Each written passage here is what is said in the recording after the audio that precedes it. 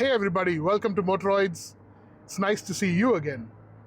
Today we'll be talking about some rather uncomfortable topics. So stick around till the end.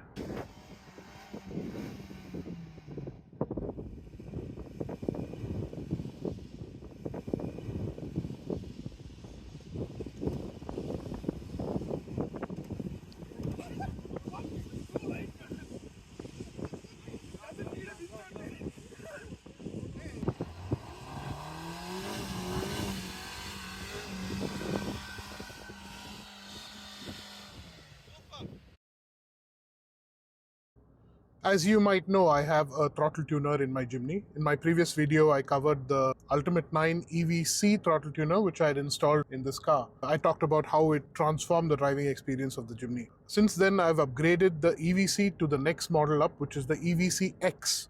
So what is the difference between the EVC and the EVC X?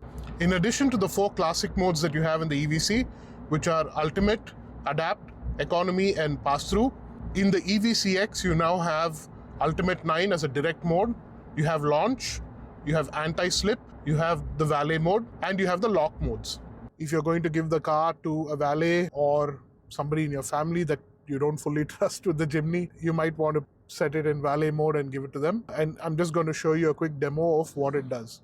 So I am in valet mode now at a standstill, and I'm going to floor it. 20, 30, 40, 50, 60,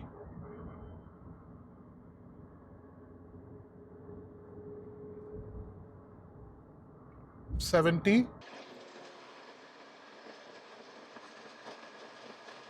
it's not going to reach 80. It's just stopping shy of 80 kilometers per hour. The next mode that you have in the Ultimate 9 EVCX is the launch mode. 40, 60, 80. Another new mode in the EVCX is the lock mode. So with this, you can set a pin, a 4-digit pin, and lock your throttle. This is particularly useful if you park it in an unfamiliar place, like a restaurant or outside on the street. You can lock the throttle and you can remove the faceplate. Now, unless you get back in the app and connect to the unit via Bluetooth and unlock it using the 4-digit pin, you cannot move the car. So the throttle pedal will be unresponsive. This works really well in the manual transmission Jimny because, there's no sort of creep feature which is there like in the automatic. In the automatic also it works, but the car will creep forward at whatever speed. It's a very slow speed. Not exactly the most, gone in 60 seconds kind of getaway, but yeah, that's the difference between using lock mode in an automatic versus the manual. The EVCX now supports Bluetooth, and it comes with an app that you can install in either Android or Apple, and you can control the brains of the EVC directly through the app. How is this useful? You can jump from one mode to another without having to cycle through the different modes in the display unit. You can unplug the display unit and use just the app. And you need the app to set the lock mode. So if you want to lock your throttle pedal, you need to do it via the app. I'm happy to report that my service experience has been really nice so far, has been really good. I did an oil change at 5,000 kilometers. I switched to a fresh batch of 0W16. At 10,000 kilometers, I decided to go with a different oil. I wanted to go with a 5W30, but there was a lot of pushback from the service center, so I settled for a 0W40. The thought process behind the oil change and changing the grade is, in Chennai, the summers are super hot. So we are consistently 40 degrees Celsius plus. To switch from 0W16 to 0W40, I find that it is a little thicker, the oil, and I kind of have a feeling that my fuel efficiency has dipped a little bit. So where I was getting easily 9.5, 10 in the city, now I'm only getting around 8.5 to 9. But I'm a little bit more confident with this oil, knowing that it will perform at these higher temperatures. Aside from the oil, another thing I want to change is the brake fluid. Now, this is something that I picked up through Simply Jimny forums. Changing from a .3, which is the stock brake fluid, to a .4 has a lot of benefits, particularly with heavy braking, constant or repeated braking from higher speeds while descending the hills. The .4 brake fluid performs better, doesn't boil as easily, and it offers better pedal feel as well. So speaking of fuel efficiency in the city, I did mention that my mileage dropped from 9.5 to about 8.5. One reason may be the oil, another reason for sure is this weird gearbox. So the 4-speed torque converter has a weird way of shifting from second to third. In a manual, I can easily downshift a little bit sooner into third and hold a lower RPM for the same speed that I would with this gearbox. There is a way to force it to shift into third, which is what I'm going to show you now. So around the city, that about 30 to 35 kilometers per hour, it's just holding second gear at about 2000, 2100 RPM. It doesn't shift into third. So there is a way to make it shift into third. It's actually counterintuitive. When you are conscious of the fact that it's holding second, just give it a burst of throttle and then take your foot off the pedal. It'll shift from second to third, and then you can hold the same speed almost 300, 400 or even 500 RPMs less. So right now I'm doing 30 in third at 1300 RPM. That's 1300 RPM in third gear. 700 RPM less for the same speed, all by giving it a slight burst of throttle. That's got to be better for fuel efficiency, right? Most people will be blissfully unaware of this. There's so many distractions in the car, music and other people or talking to somebody on the phone. All you have to do in this scenario is just look down and see what RPM it's doing. And if you're conscious of that and you're able to shift to third a little bit sooner, your fuel efficiency stats in the city will go way up. So finally, it's time to talk about some of the not so good news. Some of the niggles that are plaguing the Jimnys around India and by now the rest of the world as well. The first issue is what we've termed Banglegate, the other word for a prop shaft strike. So this issue was first noticed in my car, in this very Jimny. I had taken it for a water wash and sent a picture to my four-wheel drive group, the Madras Battle Axles, and one of the sharper guys in the group asked me a question, and it was like, hey, what is that mark on your prop shaft? I went and had a closer look at it, and I found that there was a ring around the circumference of the propeller shaft. And this is the rear propeller shaft. And this mark was perfectly in line with the new chassis cross member which Maruti had made while extending the 3-door Jimny to the 5-door Jimny. Turns out it is a prop shaft strike on this chassis cross member which was added by Maruti while extending the Jimny. So the effect of Banglegate, it varies from car to car. In some cars, it's a light scuffing. In other cars, you can clearly see that the paint has been stripped off. In more extreme cases, typically the cars that go off-road or drive on hilly terrain with a lot of articulation of the rear axle will find that the prop shaft is actually squeezed. There's a noticeable dip in the point where the prop shaft would have struck the chassis cross member. You will also notice a mark on the chassis cross member itself. So how could this issue have been fixed? Two ways. The first is by giving taller bump stops. I don't think that bump stop was changed between the 3-door and the 5-door Jimny. Now, we can all talk, theory, and Maruti can say, hey, it's different, we've used different density. Anybody can say whatever they want. The fact of the matter is that this issue is happening. And it's not just my car, it's a whole bunch of cars pan-India. Taller bump stops is a quick fix to stop this from happening. But the real issue is that the rear springs are way, way too soft. I talked about this in my previous video as well. But the funny thing is, this doesn't seem to happen when you remove the suspension and you do a static test. So in fact, the guys from Maruti had come down to Chennai and they've visited a bunch of people across the country who complained about this issue. And in my case, we removed the springs, we removed the dampers, and we allowed the chassis to come down towards the axle, but there was still, once it hit the bump stop, there was still some clearance. There wasn't much. There was maybe 10 mm or 8 mm. In my car, it was about 8 mm. In another car, we did the same test. There was about 10 to 12 mm. What's clear now is that there is a chance for this to happen, and clearly it's happening. This whole analysis happened somewhere in March, if I'm not mistaken. I'll update with the exact date over here. This whole analysis, the Maruti guys coming in, checking the car. Since then, they've checked a whole bunch of other cars. But nothing else has happened since then. We haven't heard from Maruti yet. It is concerning because the rear prop shaft is critical, right? That the car is essentially a rear-wheel drive car. Should you have an impact and the prop shaft is damaged, it's not something you can just buy off the shelf. In most places, you'll have to order a prop shaft and wait for it. It's not really considered a consumable. There is a chance of this resulting in a more serious issue with the prop shaft, and in that case, your vehicle will be stranded for however long it takes to get a replacement part. The second issue, this has been noted, I think, in 2 or 3 vehicles already, is that the prop shaft, the rear prop shaft, the seal that sits between the prop shaft and the transfer case. So this seal gets prolapsed. So the prop shaft, something's happening where it's pulling out of the transfer case without being unfastened technically. You have to ask the question, why is it happening? And what are the steps that Maruti is going to do to fix it? The next issue is again something to do with the suspension. The driver's side, which is the right side of the vehicle, it sags more than the left, which is the passenger side. You can see it. Like in my car, I could see it. I saw it standing on the in a parking lot, and it looked listed over slightly to the right. So I walked up to it and I checked, and very clearly the car was leaning ever so slightly to the right. This again comes down to the quality or the rating of the springs that are used in the Jimny. If you have upgraded your springs and you are still noticing that the Jimny leans over to the right, just let us know in the comment section below so that we can have a conversation about that. So I'm reshooting this bit about the four-wheel drive engagement and the brakes, which in the Maruti Jimny are both vacuum assisted. And I'm doing this because I had a long conversation with Anuj yesterday evening, Anuj Purohit, I've mentioned before.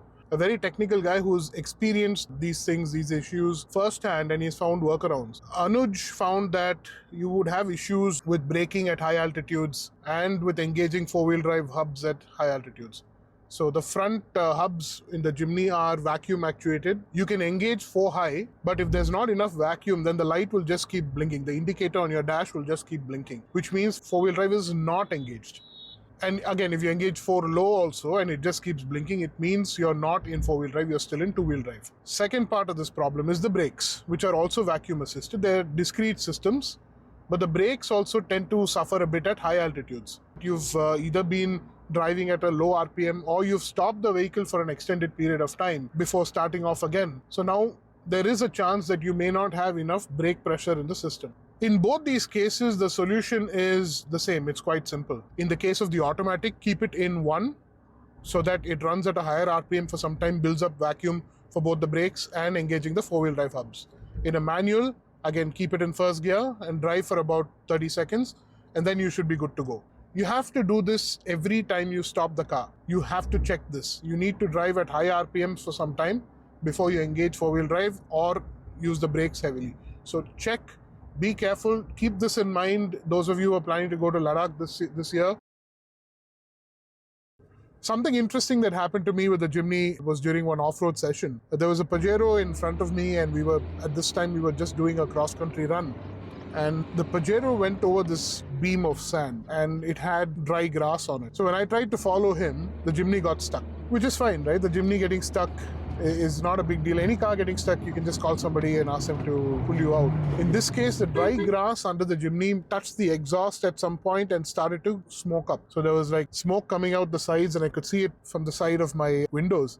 And now I started to get really anxious because I've heard about cars just going up in flames in Australia in particular because of the dry bush. Yeah, I need to be winched out. Winched out? What did you do? There's something burning under my car. What do you mean? I think something under my car is on fire. Can you come quickly? The bush is on fire, da. You need to pull me out quickly. You can laugh because you can obviously hear the stress in my voice, but something for you to know that if you're going off-road and it's during the summer season and the grass is all really dry, be very careful where you park. You want to clear these things quickly without staying put and allowing the grass to ignite.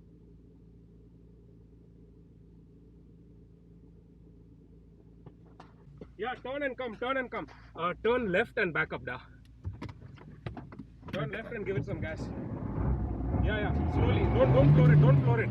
Just inch it. It's moving slightly. Yeah. Wait.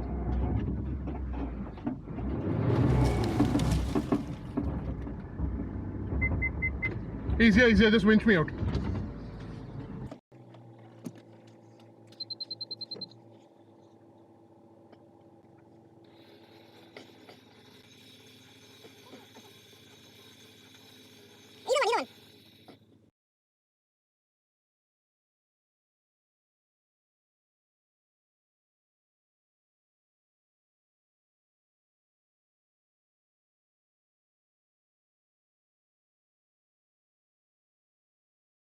So luckily all that went well and the Jimny made it out unscathed. All in all, it was a good experience, a learning experience for me, something that I hadn't experienced before. So that was interesting to say the least.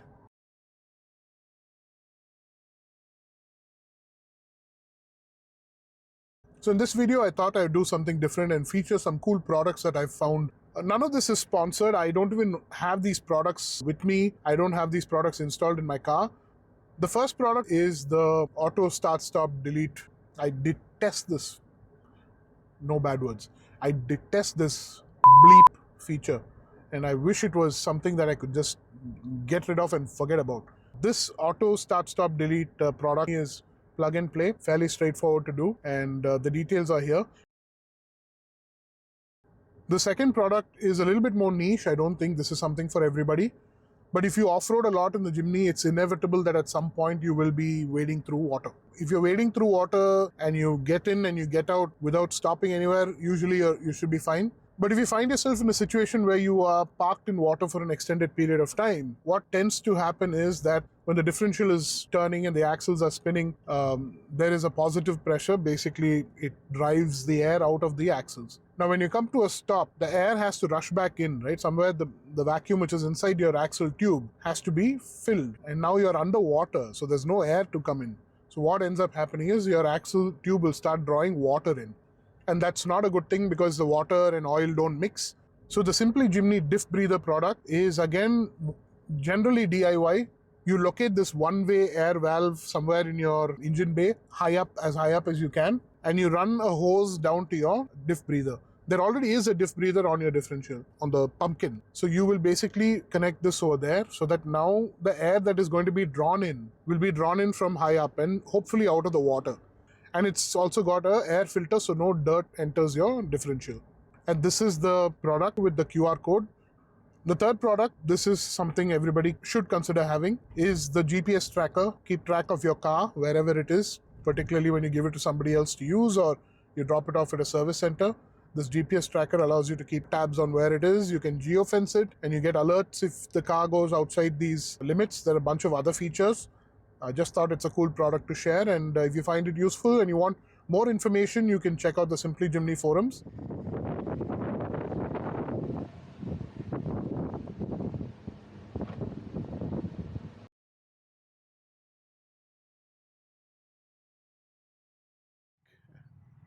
So this is the last topic for this video, and it's the most uncomfortable and painful topic for all Jimny owners. These are my thoughts on the discount and pricing debacle surrounding the Maruti Jimny. Where did Maruti go wrong with the pricing of the Jimny?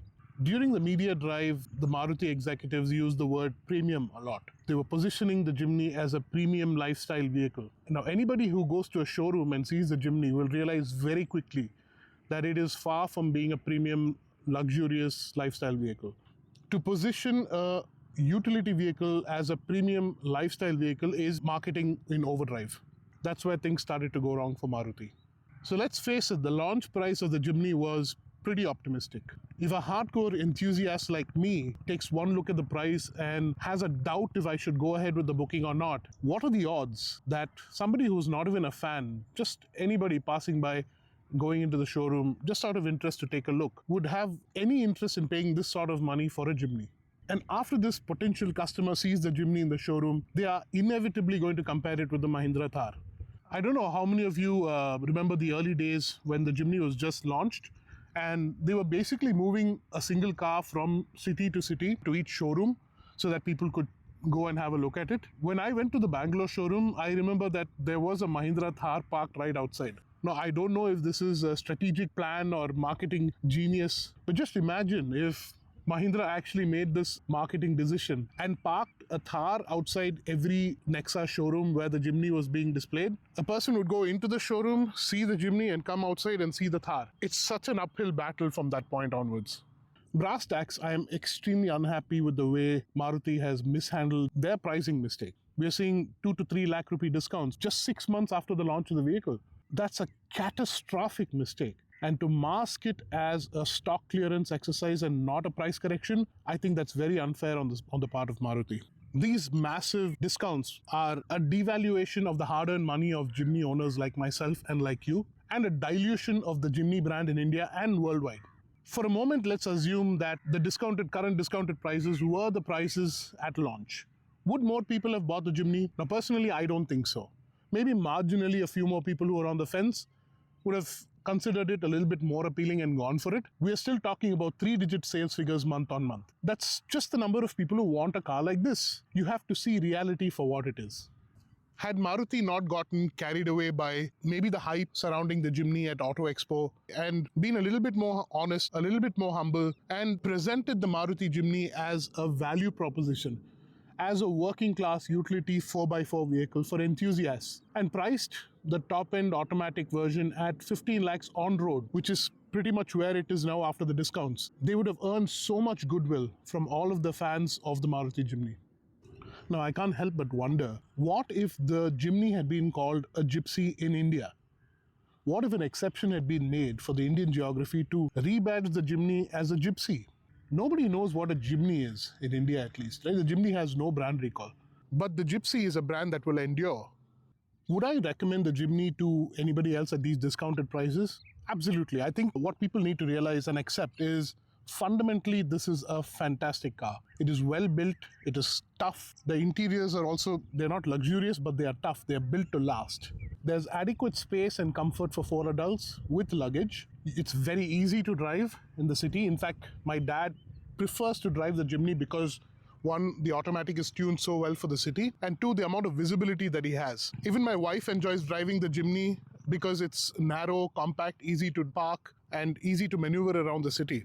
So if you're watching this video and you are considering a Jimny given the discounts that are on offer right now, don't look at the Jimny as a car.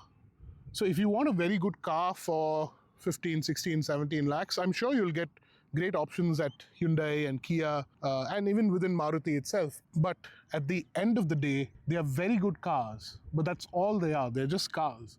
The Jimny is different. The Jimny has elevated my life at least, and I don't want to sound all sappy and romantic about it, but it's true.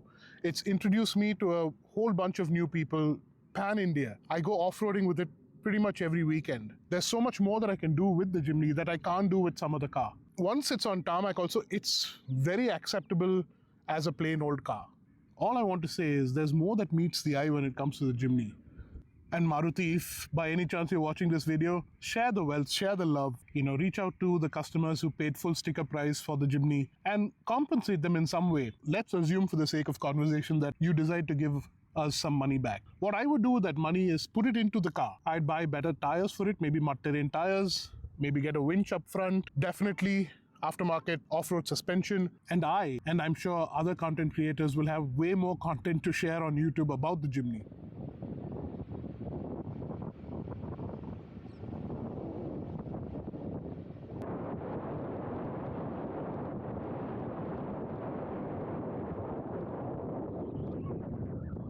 I hope you enjoyed this video. If you'd like to see more content like this from us, let us know in the comment section below. I'll see you in the next one.